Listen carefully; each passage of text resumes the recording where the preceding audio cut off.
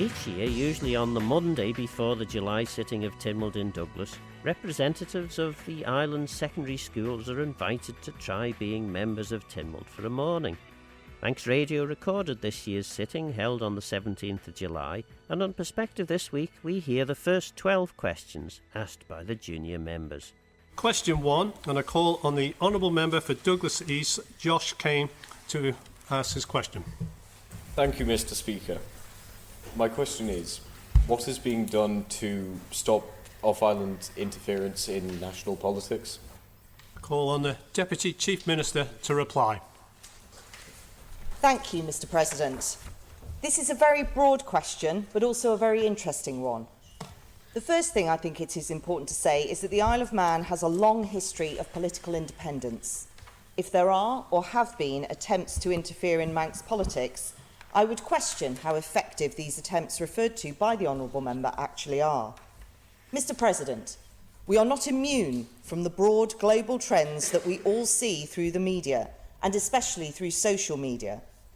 The polarisation of discourse and debate, sad as it is not unique to our island.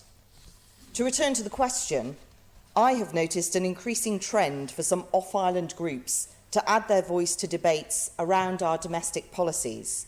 I'm thinking particularly of debates around abortion and assisted dying, for example.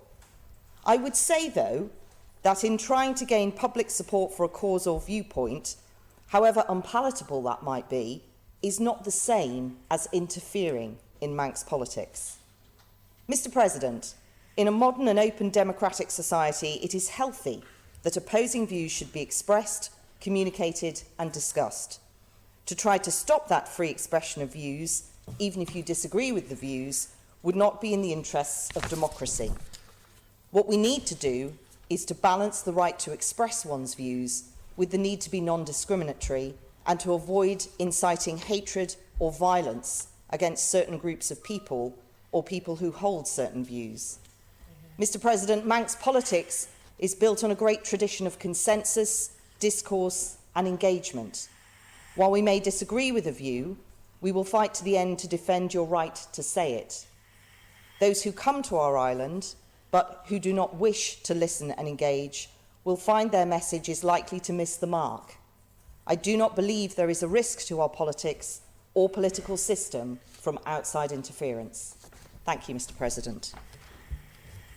Supplementary, Mr. Kane. I was specifically referring to the group Patriotic Alternative and their policies, or the policies that they referred to were antithetical to the notion of democracy. And so, while I agree with the sentiment behind what you said, I feel that that fails to represent effectively what I was attempting to say.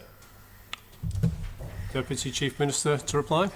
Thank you, Mr. President. And I did wonder whether the Honourable Member's purpose in his question was actually to allude to that recent episode that the island has experienced of delivery of leaflets from a particular off-island group.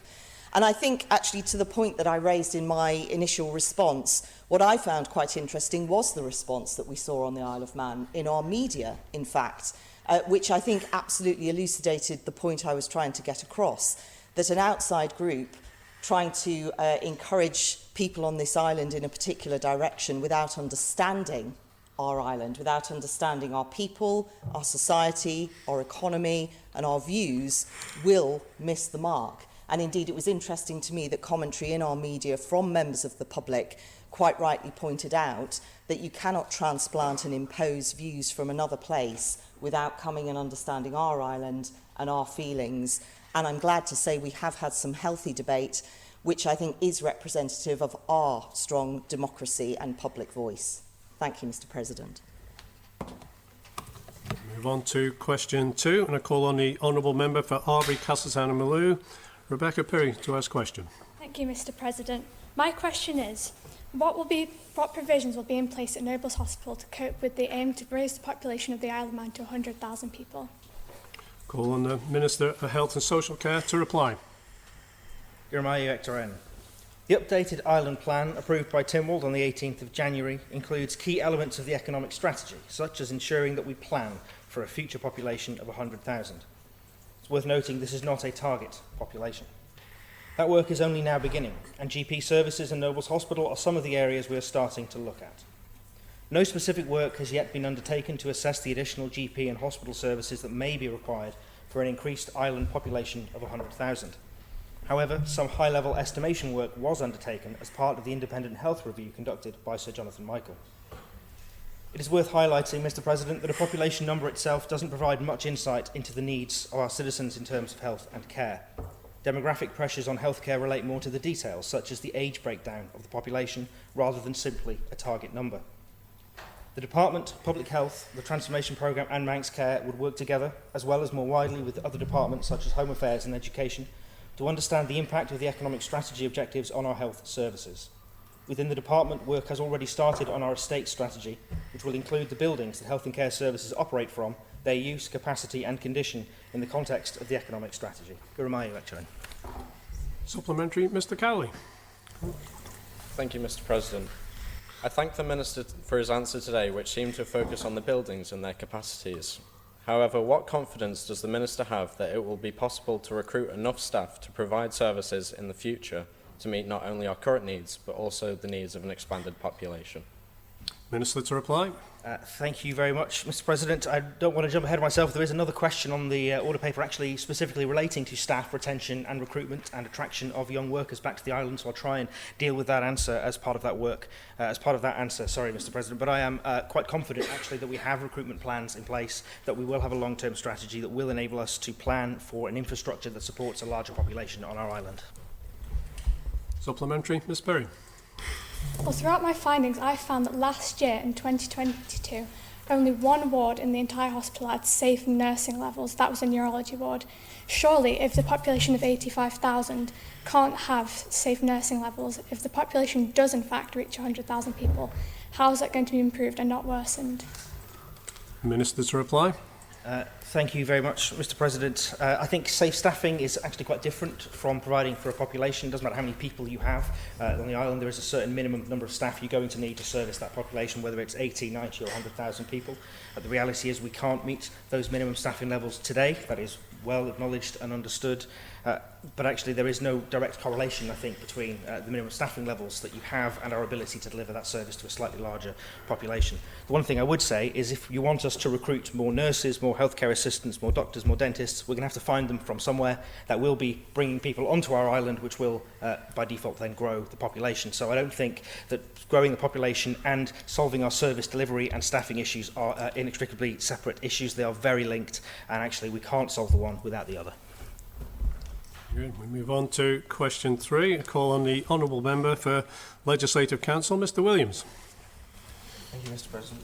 What plans are there to provide government-funded houses for the lower and middle classes? And to answer the question, I'll call on the Honourable Member for Council, Mrs. Kinnish. Thank you, Mr. President.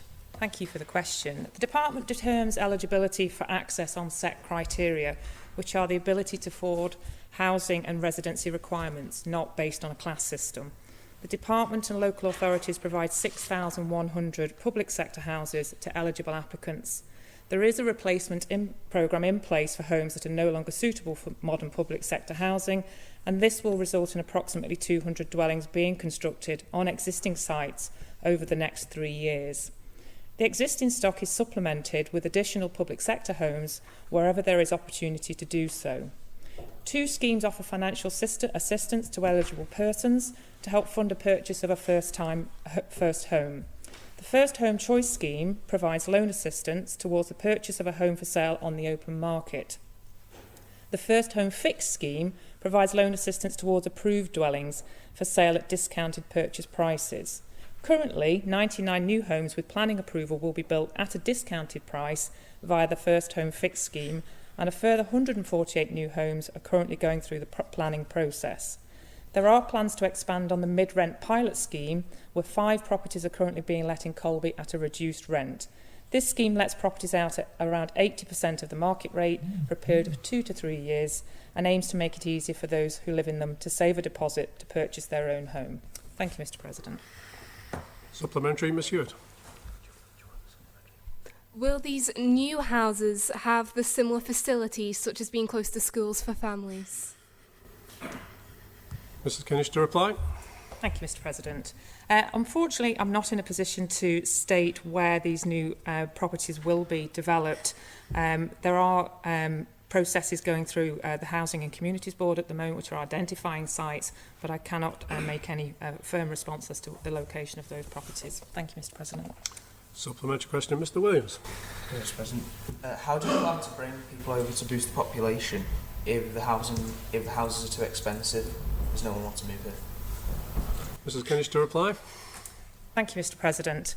There is, within the Housing and Communities Board, ideas in order to support people. The schemes that I just referred to, the fixed scheme, they are only eligible to people when they've been resident for a particular period of time, so that does make it rather difficult. I think a lot of the schemes that are in place, for example, those through the Manx Development Corporation that are increasing building initiatives such as the Empty Property Initiative, are all designed to bring more stock onto the market, which should hopefully have an effect on house prices. Thank you, Mr President. We move on to question 4. I call on the honourable member for Glenfaber and Peel, Miss Ayres. Thank you, Mr President. I would like to ask how the government plans to ensure that everyone can access menstrual products. Call on the Minister of Health and Social Care to reply. I've deferred to colleagues in public health to provide a view who confirm that they are not currently developing anything specific in this area, despite general support for the introduction of schemes to relieve period poverty on the Isle of Man. The concept of period poverty is well recognised globally and can be associated with decreased school attendance, anxiety, shame, bullying and negative health outcomes. Public health does not have any specific data on the breadth of the problem locally. However, it can be assumed that this is a challenge faced by people on the Isle of Man, as it is across the rest of the UK, particularly in recognition of the rising cost of living. You have a supplementary, Miss Ayres? Thank you, Mr President. From my research, I found that Scotland has introduced a scheme where anyone that menstruates can access the products for free. So I was wondering if the government would be willing in the future to offer any kind of support to buy these products which are necessary. Minister to reply. Thank you very much, Mr President. I think when developing any kind of policy, especially something which will be publicly funded, the first question to answer is there a problem and what is the scale of the problem? And I think at the moment we don't have answers to those questions. We can assume that there is a problem here based on statistical information, based on comparisons to other jurisdictions like the United Kingdom. But at present, actually, I've not seen any evidence to demonstrate that there is a need here as there was in Scotland. Scotland did legislate for this. However, it isn't something the Department is opposed to. I think if we can find that there is a rational reason for doing this, we would have to introduce primary legislation as they did in Scotland in order to provide that authorities on the Isle of Man can provide these products for free. And that is not something that we're currently working on, but like I said, Mr President, I'm more than happy to consider it. Supplementary question, Mr Cowie. Thank you, Mr President. My question to the Minister is whether he thinks it is acceptable to rely on such charities as the Red Box to supply period products. Minister to reply. Thank you, Mr President. I think it's a difficult question to answer because I think we'd all recognise that charities have an important place to play in society. They do. They often do things government can't do. They can often act quicker, more flexibly, be more generous in some cases. Any government-provided scheme, by its very nature, would have rules, restrictions, requirements built in, whereas charities don't have those same sort of governance requirements. They can be much more responsive, I think, than perhaps the public sector is able to be. So whether or not there is a place for charities to provide these services and this support, I think is a good question. But no, when it is something that affects the health of so many people, it should be, in my view, provided by the state, by the government. And like I've said, Mr President, if it's the view of this honourable court that we should investigate this, I'm more than happy to pick one of my political members to go away and actually do this work. I'm struggling not to look at the political member to my right, but I've got no problem at all in principle of picking this up and doing a bit more work on it. We move on to question 5, and I call on the honourable member for Douglas South, Mr Gallin. Thank you, Mr President. I beg to ask how the government intends to improve food security. I call on the member for Environment, Food and Agriculture, Dr Hayward, to reply. Thank you, Mr President. Our food security plan will be published in October 2023. It's clear that an increase in Manx food production focused on import substitution will be a key aim within that plan, and actions to achieve that are being identified. This will assist in building further resilience of supply in the local food. The pandemic demonstrated quite clearly the importance of food security, highlighting the complex transportation network that underpins a global food industry. And it showed that at times of crisis, food produced on Ireland that may otherwise be exported could be diverted to support our resident population. This further underlines the importance of a sustainable agriculture and food industry for our island. What we do know is that as an island, it's not realistic to seek to achieve full self-sufficiency without significant changes to our dietary choices. Our modern diets and reliance on supermarkets and wholesalers mean that whilst we're able to produce a great deal of food and drink staples like meat, seafood, milk, cheese, root vegetables, grains and seasonal fruit, we will remain reliant on strong logistical links to the UK and the rest of the world for elements of our weekly shop, and for foods which we've become accustomed to. Everyday foods like rice, bananas, dried pasta, chocolate and even tins of beans will continue to need to be imported. As set out in my department's plan for 2023-24, our focus is on increasing the volume of homegrown produce and increasing the GDP of the sector, both of which will assist in strengthening our food security. In addition, the department continues to champion local, sustainable, seasonal produce through a range of support and schemes and via the annual Food and Drink Festival. Thank you. Supplementary, Mr. Gelling. Thank you, Mr. President. I have reason to believe last week no beef was processed in the Isle of Man meat plant. However, I'm sure much was imported on the steam packet, and much of this would have been used in many government buildings. In relation to the import substitution, how much Manx produce is actually used in the likes of school meals and meals in the government cafeteria? And is the government actually doing as they say? Thank you. Call on the member for Defra to reply. Thank you. I think there have been well-documented concerns about the meat plant, and I'm pleased to see that there are new management positions being appointed there, and hopefully that should see a change. There are lots of reasons why producers choose not to send animals to the meat plant, some of them choosing to export them off island. And it tends to be a bit of an ebb and flow about the different days on which animals are processed there. I am not sure on the figures for the how much Manx produce is used within the government, but I will undertake to find out that figure and get back to you. Call it supplementary, Mr. Cowley. Thank you, Mr. President.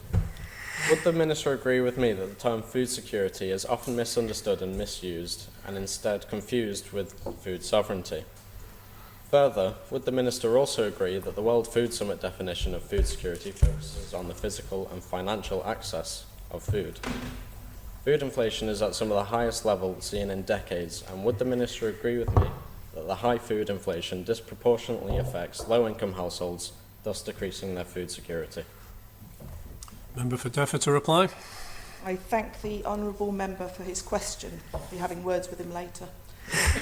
It is indeed true that there is commonly confusion over the term food security, and you are right to quote the World Food Summit. They looked at 4 aspects of food security and said it was about physical availability, which addresses that supply side, economic and physical access to food. Just because there's food available doesn't mean that you can afford to put it on your table. And food utilisation, how well we're using that food and whether it is safe and nutritious. And then all of those 3 things need to be stable over time in order for us to have food security.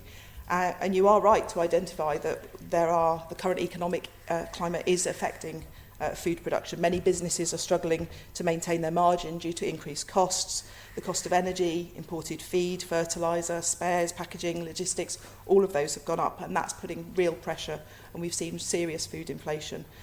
So it can be really, really challenging, especially for the smaller scale producers like we have here on the Isle of Man, to maintain their own margins and to protect that supply. But the department continues to work with those small producers in order to maintain as much food security as we can here on the island with regards to local production. You're listening to Perspective, and we're hearing questions from Junior Tynwald. Move on to question 6. Call on the honourable member for Middle, Mr. Ames. Thank you, Mr. President. What, if anything, is being done to improve the situation regarding the mental health of young people, and whether the medical cannabis is available as a way of treating depression, and if not, what considerations have been given to making it available for this purpose? Call on the Minister for Health and Social Care to reply. It is well documented in this Honourable Court that more work, more funding and more resource is required to improve support for children and young people with emotional well-being and mental health needs, particularly those who have been referred to the Child and Adolescent Mental Health Service and have been waiting for more than 37 weeks to receive support. Manx Care is currently looking to implement the Thrive framework, a national model that has had significant success in reducing waiting times for mental health services in the UK and is billed as the beginning of a transformational system change that also promotes timely intervention and prevents the progression of problems that require more acute support. The Department is also working cross-government and with partners to publish a mental health strategy and delivery plan in December 2023 aimed at improving mental health and well-being for our population in the years to come. Turning to cannabis, whilst cannabis-based products for medicinal use, or CBPM, is considered as a potential treatment option for some psychiatric conditions, including depression, the NHS does not currently fund the prescribing of CBPM products to patients due to the fact CBPMs are unlicensed medicines and have not been assessed by the medicines regulator for safety, quality or efficacy. Currently, the method to acquire CBPM is via private prescription. For children and adolescents under 18 years of age, CBPMs can only be prescribed by a paediatric specialist within their field of expertise. Gurumai, lecturer. Supplementary, Mr. Ames. Thank you.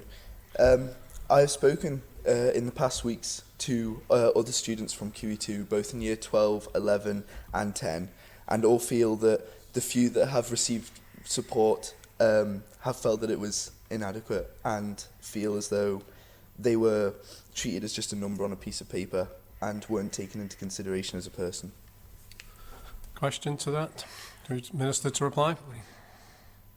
It's not a statement really. Did you have a question, Mr. Ames? What are you going to do about it? Thank you. Very helpful. Minister to reply. Thank you very much, Mr. President. I would like to say, actually, I'm sorry to hear that. I really am. Like I said, we've acknowledged, I think it's well acknowledged and understood that our mental health services are under-resourced, understaffed, under-prioritised, under-supported. And that goes, therefore, for anyone that needs to use them. This is not news to anyone who has tried to access mental health support on the Isle of Man, especially via CAMHS. This is a problem that has been building for years. It is, in my view, as a result of significant underinvestment in our services over the last decade. I'm not trying to shy away from this fact, Mr. President. It is a problem that will take time to fix. Manx Care are doing their best, I think, within the resources they have, the plans that we have to roll out the Thrive framework and to reposition our mental health model away from one of medication and one towards therapeutic support and treatment is the right move, but it will take time to fully implement.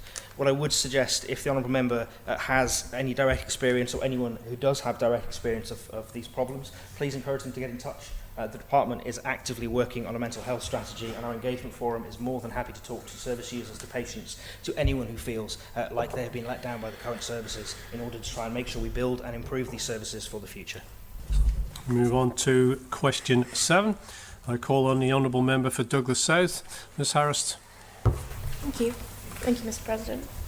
My question is, what is the assessment on the effect that the teacher strikes have had on the students' learning, and what plans are in place to increase teachers' pay to prevent any further negative effects in the future? Call on the Minister for Education, Sport and Culture to reply. Thank you, Mr. President, and I thank the Honourable Questioner for her question today. My department are in regular contact with the Nazareth Teaching Union regarding their dispute and remains committed to resolving all issues that have been raised. My department believe that these discussions are productive, but whilst these discussions are ongoing, I am unable to answer any further on those talks as they remain confidential. Schools endeavour to operate as normal as possible throughout the ongoing situation, and the safeguarding and well-being of all of our students is of paramount importance in any of the decisions that are being made. Schools are best placed to identify any impact on the individual students and adjust provision accordingly. The department works closely with schools to help support and enable them to address any negative impact, including specialist services where appropriate. I understand the impact that this is having on all of our students and parents and can only apologise for this. The department is doing all it can to achieve a resolution to the dispute. With regards to plans to increase teachers' pay, at the end of 2022, every teacher and lecturer on the Isle of Man received a pay rise of between 8% and 11.9%. This was implemented after 4 of the island's 5 recognised teaching and lecturing trade unions accepted the government's pay offer. It means that any newly qualified teacher working on the Isle of Man will have a starting salary of £36,557. In comparison, in England and outside of London, the starting salary for a teacher is £28,000. The new pay scale should act as a significant incentive, attracting teachers to the island while helping to retain those that are already working here. The increase in teachers' salaries, which varies depending on pay band, was backdated to 1st of September 2022, with all arrears being paid as a lump sum in February 2023. Thank you, Mr. President. Supplementary, Mr. Cowley. Thank you, Mr. President. Will the Minister also acknowledge that children's learning and school experience has also been affected by long-running work to rule imposed by the unions and several lockdowns? What plans does the Minister have to ensure that this doesn't become the lost generation? Minister to reply. Thank you, Mr. President. As I've said, we are still in dispute, so I cannot continue to talk with regards to any of the dispute. But certainly it's the intention of myself and to be honest, all honourable members of Tynwald to ensure that we have the right resources in place to support all of our students so that they get the progress and can move on to the further education or into the workplace with the best skills possible, and we will do everything we can to support that to ensure they have that right progress. We'll move on to question 8. We call on the Honourable Member for Legislative Council, Ms Duckworth. Thank you, Mr. President. I would like to ask what is being done to encourage the younger demographic to return to the Isle of Man. Call on the Member for Enterprise, Mrs Corlett, to reply. Thank you, Mr. President. And I thank the Honourable Member for Council for her question. In November 2022, Tynwald approved the government's ambitious economic strategy. This strategy, along with the Island Plan, recognises and seeks to address the ageing population and increasing dependency ratio by setting bold objectives to rebalance the island's population through the attraction and retention of more young people. Financial packages are offered as incentives, and the National Insurance Holiday, which is available to eligible students, young professionals and new residents. It offers up to $4,400 per person with a gross salary earning more than $23,000.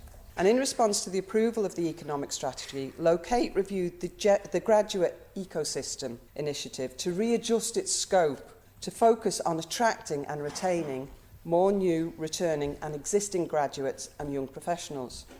Since the review's completion, Locate has been working towards its delivery and is in the process of hiring a development officer to work both on and off the island to liaise with young people to raise awareness of the island's proposition and to encourage both the return of our own and the relocation of new students from elsewhere. In order to gather valuable insights and feedback from young professionals and graduates, Locate has launched a graduates and young professionals survey in partnership with UCM. So far, nearly 400 young people living on and off island have participated in the survey, and this data will help shape the initiatives and programmes offered by Locate to better meet the needs of this target group. The Department's Policy and Strategy Division is currently reviewing and exploring numerous potential policy options to improve the attractiveness of the Isle of Man as a destination for young people, and it expects to make further recommendations in this direction over the coming months, recognising that ultimately many of the issues quoted by students, such as housing, transport, leisure facilities, sit across government in many policy areas. The government will continue to work across work streams and explore any new opportunities that may arise to work towards the achievement of greater retention of the younger demographic. And I would genuinely welcome, further discussion on this topic from young members of this Honourable Court after the conclusion of the sitting. Thank you, Mr. President. Supplementary, Ms Duckworth. Thank you, Mr. President. I've spoken to many of my fellow pupils, and many feel as though there's very little room for growth and opportunity within higher education and in job vacancies for fields they're interested in.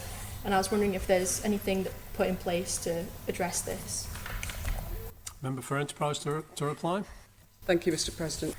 Yes, I think we work closely with education to try to provide opportunities for people for higher education, and not only by university but by vocational studies, to try to give more opportunity for young people to engage and to improve their futures. This is really important. And what I would say to the Honourable Member, I think we have to absolutely acknowledge that more must be done, and I genuinely welcome suggestions from any areas. And you know what I would say to honourable members of this court this morning is that the future is yours, and we must engage and, most importantly, listen to the views of our young people, not just to create opportunities for you, but actually to create opportunities with you. Thank you, Mr. President. Supplementary, Ms. Hewitt. Thank you, Mr. President. I would argue that people, obviously, they want to go to university abroad because for the educational opportunity, but they're also very much so attracted by the bright city lights. Now, would you ever encourage implementing this on the island, even though it may affect the culture of the island? Member for Enterprise to reply. Thank you, Mr. President. And what I would say to members is often leisure facilities, nightlife, those are the things that are put forward as the reasons why we can't attract people. And I think, you know, that the problem with creating those opportunities for that bright life, the nightlife, the leisure opportunities, it's about critical mass for businesses, really, isn't it? And, you know, there has to be a critical mass in order to make those businesses viable. And there are grants and loans offered to businesses to set up. But again, viability is really important. And I think government's job really is to help facilitate that where possible, and to kind of set the stage and to create an environment where businesses can be successful and therefore provide those opportunities, particularly for young people. And I think you could argue that it's kind of chicken and egg, but I think we do have to put up the hen house and lay out the straw. We move on to question 9. A call on the Honourable Member for Onken, Ms Lilly. Thank you, Mr. President. What action is planned to address understaffing in Manx care, and in particular to encourage young people trained in health and social care professions to return to the island? Call on the Minister for Health and Social Care to reply. There are a number of initiatives underway across several clinical disciplines within Manx Care to address their underlying vacancy factor, which is currently running at around 20% across the organisation. These initiatives include a doubling of places available within the Manx Care School of Nursing, coupled with an increase in the annual bursary from £5,000 to £10,000. Engagement with international recruitment agencies to hire nursing staff trained in countries outside the UK to come here to work for Manx Care. We have already welcomed around 20 new nurses through this route so far, and we've recently announced a paramedic training course, which will be jointly delivered by the Isle of Man Ambulance Service and the Wrexham and Glendura University to train up the paramedics of tomorrow. Manx Care are supporting several midwifery care assistants to undertake their 3-year midwifery training at the University of Salford, with their clinical placements done within the Manx Care Maternity Service. Rotational posts on offer for newly qualified physiotherapists, occupational therapists and speech therapists. These posts provide exposure across a range of settings such as community, hospital and in specialist practice. An island-based social worker programme is currently delivered in conjunction with Napier University in Scotland, with clinical placements undertaken across both adults and children's social work teams and academic work undertaken remotely. In terms of attracting Manx people back to the island who have gained a health or social care qualification off-island, our rates of pay tend to be higher than in the UK, and we offer a generous relocation package including support for relocation or buying a new house on the island, as well as housing assistance for the first 3 years. In addition, most clinical roles are eligible for a £3,000 golden hello, which is payable £1,000 a year for the first 3 years of employment. Mr. President, you've also just heard from the Honourable Member for the Department for Enterprise, who has outlined a broad range of other work that is currently underway designed to attract young professionals back to the island. Supplementary, Ms Lilly. Thank you, Mr. President. Manx Care has about double the UK vacancy rate. So when are we expected to see our vacancy rate drop to? Minister to reply. Thank you, Mr. President. That's a really good question to ask. My understanding is the workforce programme that Manx Care have is multi-year, so it will take a number of years to bring ourselves up to where we need to be. We've heard talk already this morning in this Honourable Court around the concept of safe staffing. That is ultimately Manx Care's aim, is to make sure our substantive establishment within the organisation is safe and can enable us to deliver services safely. I think straight line comparisons to the UK are somewhat difficult because of the nature of what we do on the Isle of Man. So the Isle of Man provides an integrated health service in terms of health and social care being provided by Manx Care as an organisation. In the UK, most of these services are provided by various other bodies, so local authority trusts, for example, NHS trusts. Some are now being provided by integrated care boards, but in that respect we are further down this journey than the UK is. So in some areas our staffing is definitely lower than in the UK, in other areas it is more likely to be comparable, so it's not quite as straightforward as giving a straight line comparison with a similarly sized area within the United Kingdom. But in short, it will take a number of years, Mr. President. Supplementary, Mr. Cowley. Thank you, Mr. President. Could the Minister confirm whether similar bursaries are provided to not just clinical roles but also to allied health professionals such as radiographers or physiotherapists? Minister to reply. Thank you, Mr. President. I can't confirm that as I don't actually know the answer. I will endeavour to find out and have a response circulated if possible. My understanding is that the bursary system is very specific to the training of nurses. It's part of the RCN kind of nurse training programme. Other professions are trained in different ways, so they will have different requirements, different training contracts, different levels of pay. It isn't quite as simple as just saying what works over here on the left will also work for somebody else on the right. So I'll try and find a definite answer, but my understanding at present is there is no similar bursary scheme, but there will undoubtedly be similar training opportunities for people in those professions on the island. Supplementary, Ms. Lilly. Thank you, Mr. President. The CQC recently released that there have been safeguarding concerns, staff training concerns, etc. In our Manx Care system. So in the meantime, as you said, it will take a number of years for these issues to be resolved. How can we ensure that we are getting safe and effective healthcare? Minister to reply. Thank you very much, Mr. President. Slightly outside the scope of the question around understaffing, but I'll try and answer with what I've got. It's not quite as straightforward as saying you have X number of staff, therefore a service is safe or unsafe.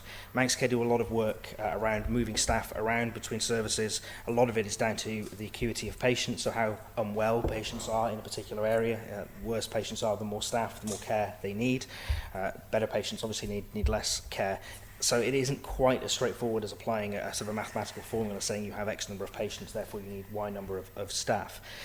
The issues that I think were highlighted by the CQC, though, do lay bare some of the concerns that we have around the way that Manx Care currently operates, the way that the Department of Health previously operated, and again I come back to comments I made earlier around systemic underfunding of the health and care system. You cannot solve problems that have been 10 years in the making overnight. It will take time to do some of these things, to fix some of these problems. I am confident, though, that when Manx Care are delivering services, they are doing so safely within the remit of their requirements that are set down in the mandate and within the legislation.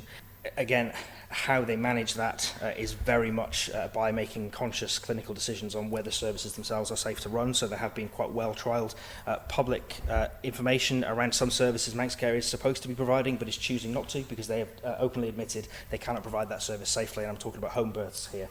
There's been a very conscious decision to say if we cannot provide a service safely, we will not provide that service, we will find an alternative.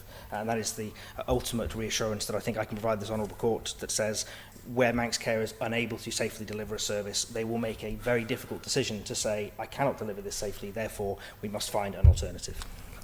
Final supplementary, Ms. Berry. Is there any possibility of Nobles Hospital becoming a teaching hospital to encourage young healthcare professionals to come back to the Isle of Man to still be able to progress their careers? Minister to reply. Thank you, Mr. President. Nobles Hospital is, in fact, a teaching hospital. We teach and train nurses, we train midwives, we train a variety of clinical placements, we train F1 doctors, junior doctors, we have a GP training programme, some of which have actually won awards recently in the UK for the quality of the delivery of the training programme.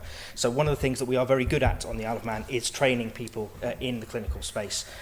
Something that is, I think, widely acknowledged. Some of these courses are massively oversubscribed as well by the demand. We can only offer so many places.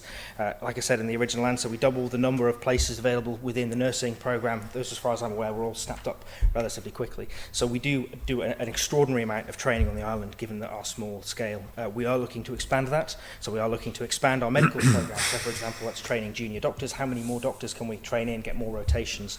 The bottleneck there would be accommodation, which we've already heard. There are issues in terms of housing delivery on the island. So to provide the Honourable Member with some reassurance. We are very much already a training hospital, and if anybody wants to undertake clinical or medical training, the Isle of Man is definitely the place to be. Yeah. We move on to question 10. I call on the Honourable Member for Douglas North, Mr Abraham. In an increasingly diverse and secular society, what place is there for Christianity in the political system? Call on the Honourable Lord, Speaker of the House of Keys, to reply. Go to my train. By way of background, the Bishop is a member of Tynwald and the Legislative Council who can speak and vote. The House of Keys has a chaplain who can neither speak nor vote. Sittings of all three chambers start with prayers, and Tynwald Day begins with church service. Our democratic institutions are a reflection of our society. For much of Tynwald's 1,000-year history, the Manx population have been a strongly religious community. The diversity of religious affiliation has certainly grown significantly in the last century, as congregation numbers in the established and Methodist Church have shrunk. Despite this, over half the population identified as Christian in the last census. Being a Christian will have meant something different to everyone completing that question, but at its core there will be a common set of values that are enough to coalesce under the title Christian. These will have no doubt assisted in forming the beliefs and values of the individual to a greater or lesser extent. Some will feel that the Bishop directly represents their religious views in Tynwald. Some will feel that he represents a broader religious sentiment, irrespective of doctrinal differences. Some, like me, are Christians, but do not feel that there is a representative role for the Bishop, a voice, if not a vote, if you will.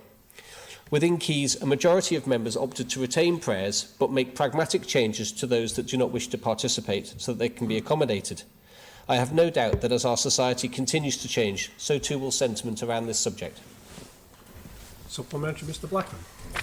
Thank you, Mr President. And my question to the Speaker is thus. Well, findings from the 2021 census, as you highlighted, show that the island is majoritatively Christian, though that is shrinking. Those of the age bracket coming to be voting are significantly less Christian. What plans does the government have in place to incentivise new voters to participate in a system where they are less likely to be represented by their views?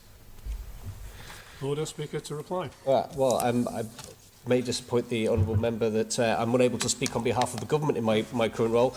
But in terms of encouraging participation, I think one of the things that we have seen, and one of the things that has sparked this debate within Tynwald and within the House of Keys, has been a lowering of the average age of Tynwald. Tynwald is now a far more diverse body than it has been in the past, and certainly compared to when I joined it in 2006, and with an average age now probably 50 or lower rather than 65 and over. I think if I remember when I joined the House of Keys, I single-handedly brought the average age down to 57. So we've come a long way, I think, in recent years, and may still have further to go, but that goes to show that we are reflective of society as a whole, and as a result, the membership and the composition of Tynwald Court will continue to change and reflect that as that changes. Supplementary, Mr Kane. Thank you, Mr President. Even assuming that the majority of the population are Christian, considering the fact that that's in decline, and also the fact that religion as a basis for government is fundamentally undemocratic, how do we intend to move forward? Order, Speaker, to reply.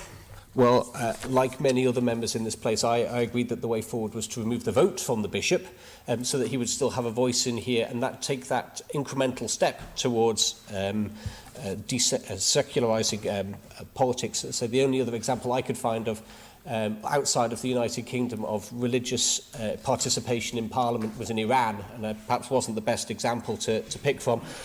So I think this is something that is definitely in the hands of honourable members, and as honourable members change and their views change, so too will this perspective. We move on to question 11. Call on the honourable member for Russian, Mr Clark. Thank you, Mr President. I would like to ask the Minister, does he believe that the island has sufficient commissioner housing stock to meet projected demand? Call on the member for Infrastructure, Mrs Kinnish, to reply. Thank you, Mr President. Public sector housing is always in demand, and the recent cost of living crisis has also impacted waiting list totals. At the end of 2018-19, the total applications on the waiting list for general needs and for older persons housing across all of the island's housing providers was 685, whereas that total had risen to 789 by the end of 2022-23. In order to understand better what the current and projected housing needs are for the island's population, The Cabinet Office and the Housing and Communities Board have recently commissioned an objective assessment of housing needs to be carried out. This assessment will examine the housing needs across the island for public sector, other types of affordable housing provision, private rental and private ownership. Also, the types of housing that people will need in the future will be examined. Local authorities across the island are also carrying out a range of capital projects to improve or replace their housing stock, and some projects will produce additional stock. Thank you, Mr. President. Supplementary, Mr. Clark. According to the now former Minister, as of May this year, there are over 800 people on public housing waiting lists, despite the fact that as of May, there are roughly 135 vacant public sector homes across the island. So does the Minister agree that this shows governmental failures to house those already in need, let alone those in the future? Member for Infrastructure to reply. Thank you, Mr. President. The figures that were given to me were at 789, not at 800. I'm unaware of the current vacant properties. Clearly, there needs to be work. There is work that needs to be done to address vacant properties, and the length of time sometimes that it takes to turn those properties around and enable people to occupy those properties. I'm sure as part of that objective assessment of housing needs, those points will be considered as part of that review and reported on. Thank you, Mr. President. Supplementary, Mr. Clark. In addition to this, there appears to be blatant failures by some local authorities on public housing, for example, Port Erin. According to Godfrey Egie, the chairman of Port Erin Commissioners, 5% of the authority's 215 public houses are empty, well above the 2% threshold set by the government. So I'd like to ask the Minister, what does she plan to do to tackle local authorities, such as Port Erin Commissioners, and their ongoing failure to provide public housing to those in need? Member for Infrastructure to reply. Thank you, Mr. President. The points that have been raised, I would have to take back to the department in order to take a view on that and to understand how that they would work with local authorities to overcome these issues. Thank you, Mr. President. Question 12, a call on the Honourable Member for Douglas North, Mr. Sale. Thank you, Mr. President. What measures the department is taking to ensure that there is a sufficient affordable housing available and that any new housing adheres to the principles of sustainability? Call on the Member for Infrastructure, Mrs. Kinnish, to reply. Thank you, Mr. President. The Cabinet Office and the Housing and Communities Board have commissioned, as I've said in an earlier question, an objective assessment of housing needs to examine the island's housing need for different types of housing provision. This will inform the department's strategic work for future planning of affordable housing. The term affordable housing refers to housing that receives a form of subsidy or discount for the occupant's benefit. Strict eligibility criteria apply, including maximum income thresholds and residency requirements. Types of affordable housing include public sector housing, first-time buyer housing and mid-rent housing. The focus is on replacing unsuitable homes with homes to be built to modern standards, applying thermal and sustainability standards in excess of minimum building regulations requirements. Fossil fuel heating systems will also be banned in the near future. As I answered in an earlier question, there are a number of schemes in place to support affordability for housing, such as the shared equity purchase assistance schemes, with a number of buildings, properties in the planning process and a number with planning approval already to be built. Thank you, Mr. President. Supplementary, Mr. Sale. Thank you, Mr. President. How does the government define sustainability in context to housing? Member for Infrastructure to reply. Sustainability obviously feeds from climate change initiatives and materials. So working closely with other departments such as the Department of Environment, principles, regulations, legislation, all set standards in order to determine what those standards should be. And of course, those would have to be complied with in future developments. Thank you, Mr. President. Supplementary, Mr. Sale. Do you think with the current standards of living crisis that sustainable housing and affordable housing can both be brought into the island? Member for Infrastructure to reply.